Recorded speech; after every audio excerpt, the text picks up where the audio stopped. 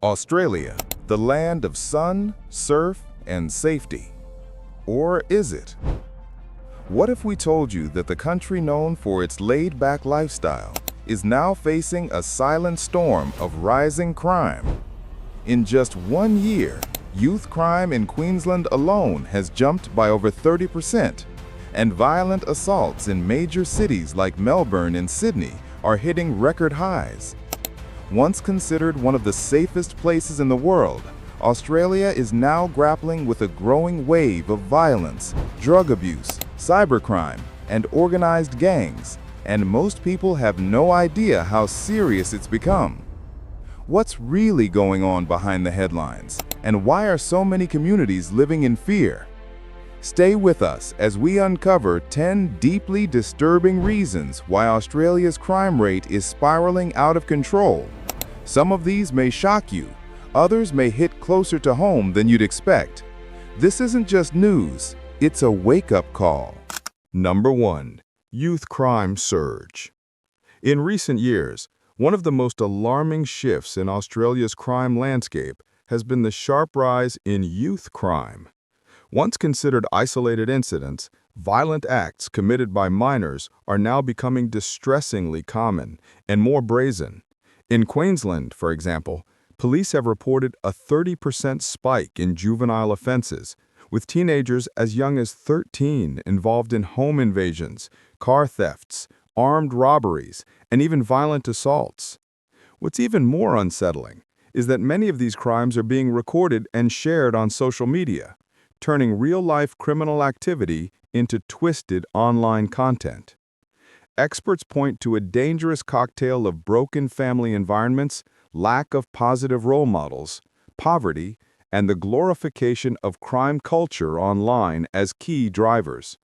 Add to that a justice system often viewed as too soft, where repeat offenders are released on bail only to re-offend days later, and you've got a ticking time bomb. It's no longer just a legal issue, it's a social crisis. Communities are on edge, parents are scared, and even law enforcement is struggling to keep up. The question isn't just why this is happening, but what happens next? Will an entire generation be lost to crime? If this concerns you, and it should, don't just scroll past. Hit the like button to help this issue reach more people. Comment below with your thoughts. Have you noticed youth crime increasing in your area? And most importantly, subscribe to the channel so you don't miss the rest of this eye-opening investigation. What we're about to reveal next may change the way you see crime in Australia forever. Stay tuned, because this is just the beginning. Number 2. Drug-related offenses. Behind Australia's rising crime rates lies a dark and growing epidemic: drug-related offenses. From suburban streets to remote rural towns, illicit drug use is fueling a surge in criminal activity unlike anything the country has seen before. According to the Australian Criminal Intelligence Commission, methamphetamine, commonly known as ice, remains the most consumed illicit drug, with usage steadily climbing year after year. But it's not just meth. Synthetic opioids, cocaine, and prescription drug abuse are all on the rise, creating a ripple effect of chaos across communities. The impact? Increased rates of theft, assault, domestic violence, and even homicide. Desperate to fund their addictions, users are committing more brazen crimes, targeting homes, businesses, and even random pedestrians. Drug-related crimes aren't just about possession anymore. They're driving a cycle of violence that touches every layer of society. Police officers are overwhelmed, healthcare systems are stretched, and rehab services are underfunded and underaccessible. But the most disturbing part? Many of the people getting caught in this spiral are young adults and even teenagers pulled into the world of addiction before they've had a chance to escape it. This isn't just a personal issue, it's a national crisis. The line between drug use and violent crime is thinner than ever, and communities are paying the price. Have you or someone you know witnessed this shift in your area? Do you think enough is being done to stop it? Let us know in the comments. Number 3, weak bail laws and soft sentencing. One of the most controversial and frustrating issues driving Australia's crime wave is the country's weak bail laws and soft sentencing. Time and again, we hear about offenders being released just days after committing serious crimes, only to reoffend while out on bail. In some cases, these crimes are more violent, more reckless, and more devastating than the first. It's left many Australians asking, where is the justice? Recent high-profile cases have exposed serious flaws in the system, from armed robbers walking free within hours to repeat domestic abusers being given non-custodial sentences. The message being sent is clear. There are barely any consequences. This not only erodes public trust in the legal system, it also emboldens criminals who no longer fear being held accountable. Judges and magistrates often cite overcrowded prisons, rehabilitation priorities, or mental health concerns as reasons for lenient sentencing. While these factors are important, many argue that community safety should come first. Victims are left traumatized and helpless, while offenders are back on the streets, sometimes within hours. And here's the kicker. Some youth offenders have admitted to committing crimes because they know the courts will go easy on them. That's not just a failure of policy, that's a breakdown in deterrence. Do you believe Australia's justice system is doing enough to protect the public? Should sentencing laws be tougher, especially for repeat and violent offenders? Share your thoughts in the comments. Number 4. Domestic violence epidemic. Behind closed doors, a silent war is raging across Australia, and its victims are often unheard, unseen, and unprotected. Domestic violence has reached epidemic levels, with shocking statistics revealing that, on average, one woman is killed every 10 days by a current or former partner. In many communities, especially among Indigenous Australians, the rates are even higher, with systemic neglect and under-resourced services making things worse. But this isn't just a family issue. It's a national emergency that cuts across all demographics, young and old, rich and poor, urban and remote. The trauma doesn't stop at physical violence either. Victims often suffer emotional abuse, financial control, and long-term psychological damage. And with many too afraid to speak out, the true scope of this crisis is likely much worse than reported. Police respond to a domestic violence call every 2 minutes in Australia. That's over 700 incidents a day. Yet shelters are full, legal systems are slow, and repeat offenders often face little to no consequences. Survivors are left trapped in fear, often with nowhere to go and no one to turn to. What makes this even more disturbing is the rising number of children exposed to domestic abuse, growing up in households where violence is normalized. This creates a dangerous cycle where victims become offenders and the trauma passes from one generation to the next. Have you ever wondered why more isn't being done to end this crisis? Number 5. Organized crime and gangs. While most people think of organized crime as something from action movies, in Australia, it's very real and growing more dangerous by the day.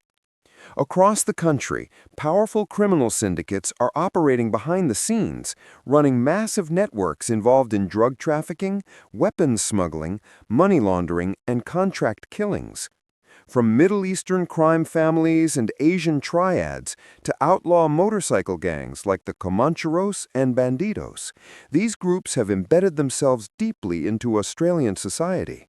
What's most alarming is how these gangs are becoming more sophisticated, violent, and global.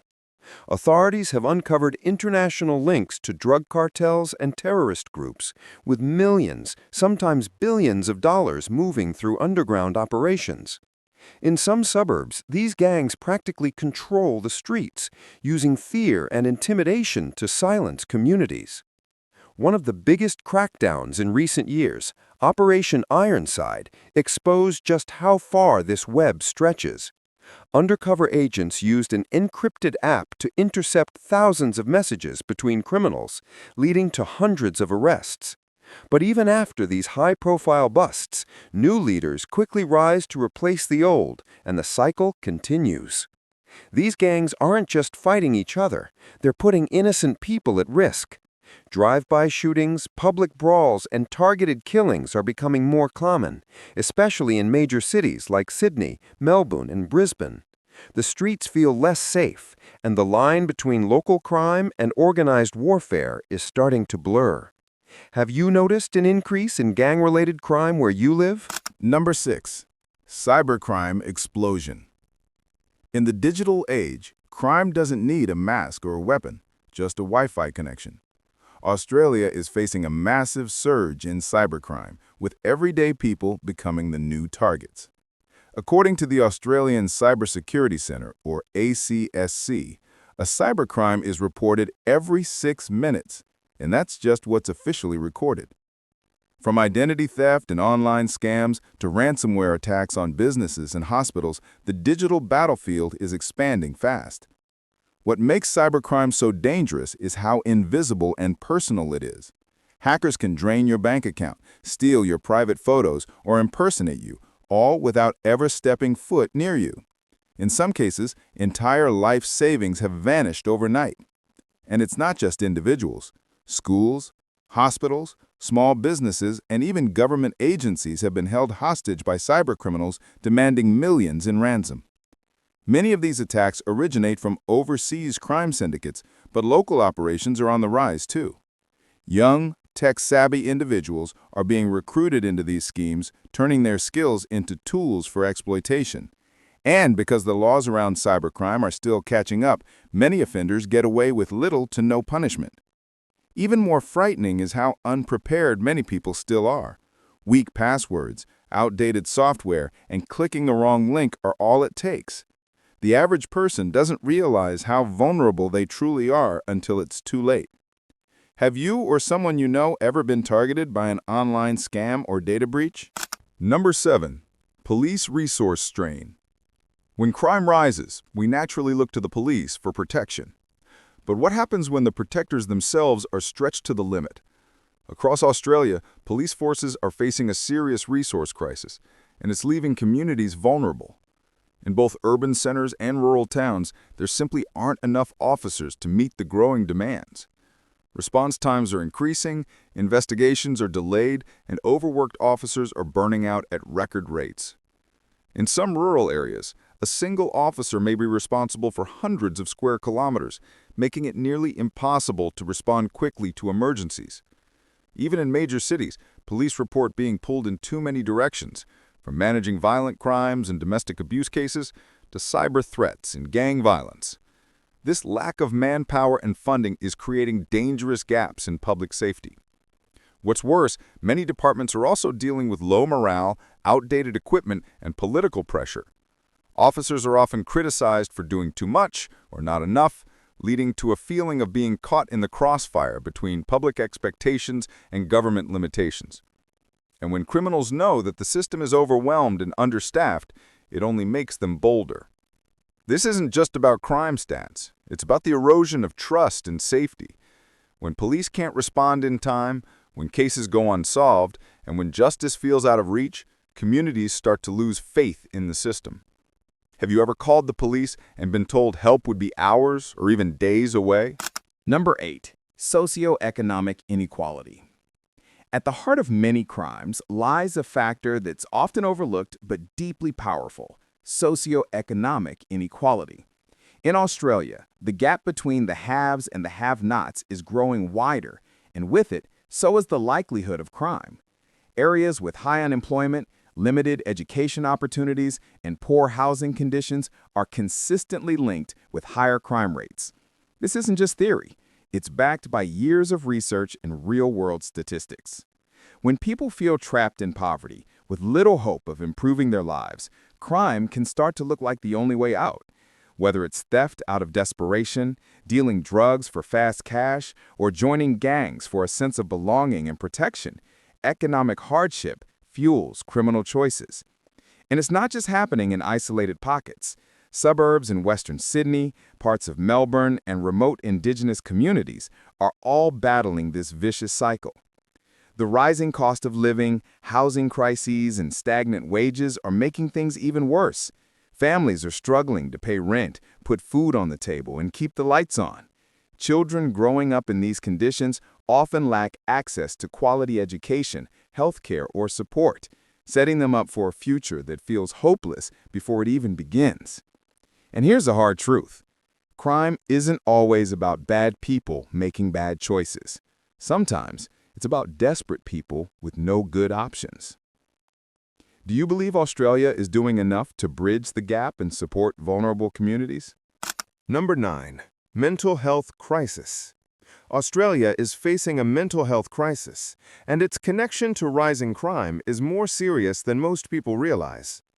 Every year, millions of Australians experience mental health challenges, from anxiety and depression to severe conditions like schizophrenia and bipolar disorder.